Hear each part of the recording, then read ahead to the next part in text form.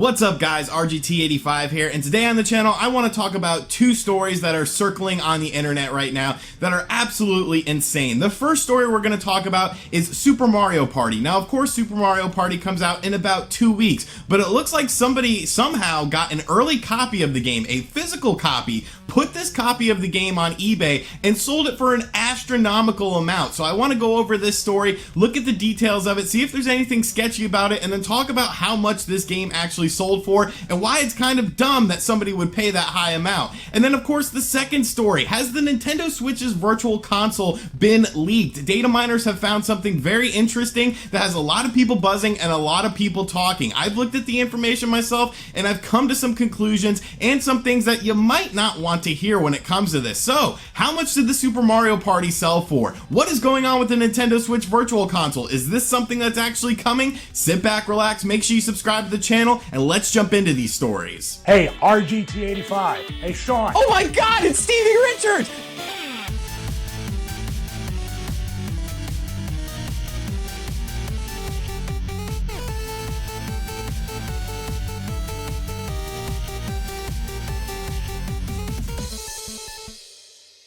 So Super Mario Party is obviously the big Nintendo Switch game for the month of October that is coming to us from Nintendo. If you watch my upcoming Nintendo Switch games for the month of October video, you would know that I'm actually excited for this game. I think it actually looks pretty good. It sort of looks like a return to form for the series. When you add in things like online multiplayer, 80 new mini games that are exclusive to this version of the game, I think Super Mario Party could be one of the best Mario Party experiences that we've had in a couple of years. And honestly, that's a good thing because this is sort of a series that has lost its way. Well, someone evidently got an early copy of this game, a very early copy of this game, a physical copy of this game, put this up on eBay, and then got an astronomical amount of money. So the story is that this person found this cartridge while at an airport, and he just found it laying around, and he decided to put it on eBay. He took some pictures of the cartridge, he took some footage of him playing the actual video game cartridge as well to show that it was a full copy of Super Mario Party. Now,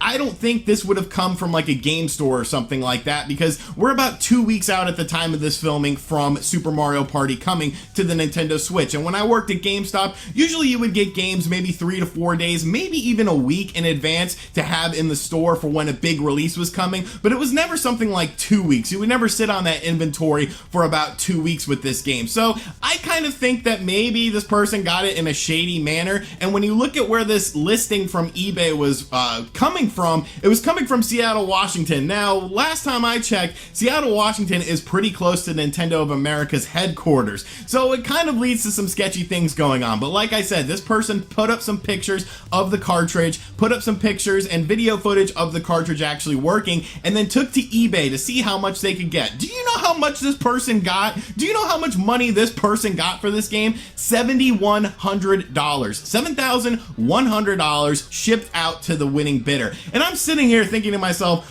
why would somebody pay $7,100 for this game? And I know that what you're saying, well, a lot of retro games sell for high prices, you got not for resale copies of the game, and that's true, but those games sort of hold value. When you buy a copy of like stadium events for 10 grand, you could turn around and sell that for 10 grand as of right now. But something like this, Super Mario Party, there's nothing on this that indicates that this is like an early copy of the game, or, you know, a not for resale copy of the game, or that it's a special version of the game that was purchased early. So that $7,100 is literally to play the game 2 weeks in advance while everyone else has to wait for it, and then when the game comes out, your cartridge is pretty much worth the standard $60. So yes, this person made $7,100, and you know what? Make your money, do what you have to do, even though it does look a bit shady since this was coming out of Seattle, Washington. But to the winner of this auction, I just have to kind of question, you must have a lot of money, and like that's a cool thing in my opinion. You know, congrats to you for being that, you know, financially secure and stuff like that, but that game isn't going to hold any value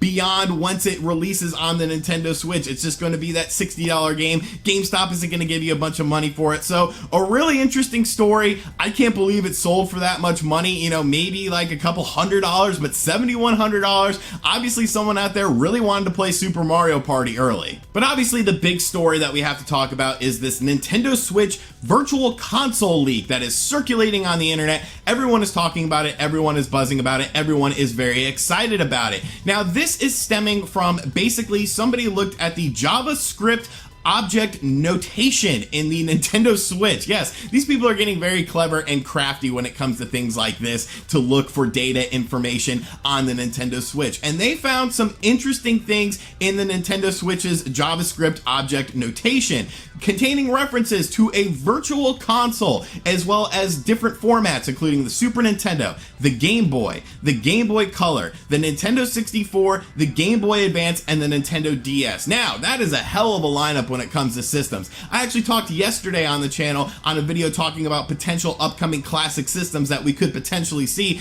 talking about how it seems like Nintendo has abandoned the virtual console thing in lieu of classic systems and things like the NES Online service, which is offered on the Nintendo Switch. Now, at the time of this video, we only have NES Online games on the Nintendo Switch. Even though it was said that Super Nintendo would be coming to the Nintendo Switch as well, right now it's just 20 NES games, and it looks like it'll just be NES games for the remainder of 2018. So something like this is a very stark contrast from what we've seen from Nintendo when it comes to the Nintendo Switch, because let's face it, I think everyone would love a virtual console on the Nintendo Switch. Obviously, it got very tiring buying the same games over and over and over again for your Nintendo Wii, for your 3DS, for your Wii U, and a lot of people weren't wanting to have to buy these games again for the Nintendo Switch, but the mentality was that these games were actually going to stick with you. These games would actually stick to your account as opposed to the system, so that way in future systems, if there was a virtual console, you would be able to access these games. So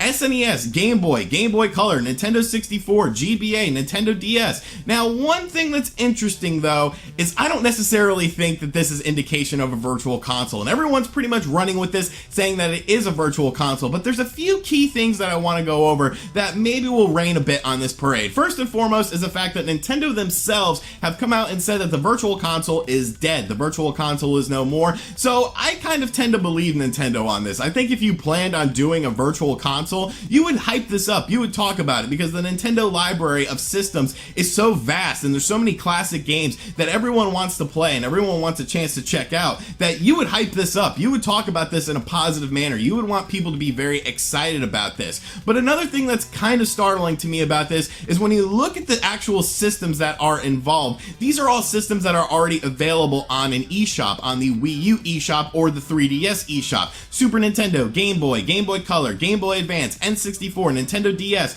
all these are already available on things like the Wii U and the 3DS. So is this just some sort of standardizing of their JavaScript object notation, whatever that is? I'm not really a computer guy, I don't really know tech stuff like that, but it does seem sort of like maybe this is just a standardization of continuation, and they're just putting it in this Switch thing to sort of keep it standardized. But the big red flag that I have with this is when you scroll down and look at the list of systems, things like the N64, Game Boy Advance, all that sounds really cool. But continuing on, you see things like iOS and Android. So right then and there, I think that should throw up some red flags, because obviously I don't see Nintendo bringing iOS and Android games to the Nintendo Switch. I don't see companies, one-to-one porting these iOS and Android games, throwing them on the Nintendo Switch without doing anything to utilize the Nintendo Switch. Obviously, that is a huge market. Could Nintendo potentially do something like that? Maybe, but there would be so much licensing and litigation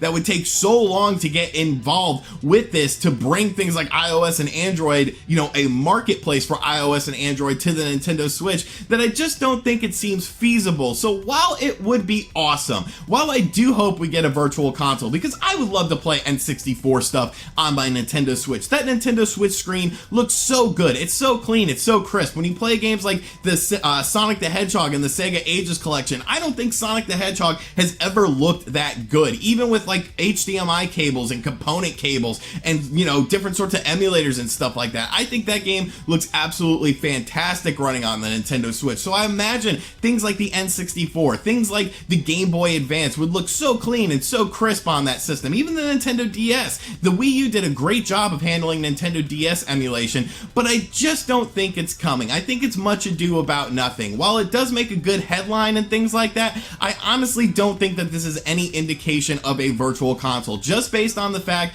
that Nintendo themselves have said the virtual console is dead. Just based on the fact that we have this NES Online service that Nintendo seems really keen on promoting and really keen on having as the main thing on the Nintendo Switch. And then the iOS and the Android thing, it just smells kind of bad to me. I don't necessarily think the virtual console is coming. I would love to be wrong on this though, because I would love a virtual console, but I just wouldn't hold your breath because I don't think that that is what this necessarily means. But like I said, I could be wrong and the virtual console could be right around the corner and then everyone would be happy, myself included, and we would probably all be broke because we would be rebuying all of these virtual console games. But those are two stories I just wanted to go over with you guys because they're making the rounds on the internet and I figured I would throw my 2 cents in on this subject. So, is the virtual console coming to the Nintendo Switch? Probably not. But let me know in the comments section down below if you read this differently and you think that this does show that a virtual console is coming to the Switch. And what do you think about someone paying $7,100 for Super Mario Party, a Nintendo Switch game that releases in 2 weeks? I guess they got a lot of money to blow. Thank you guys for checking out this video. If you are new to the channel, make sure you subscribe and turn on notifications. And as always, I will catch you guys on the next video. Later.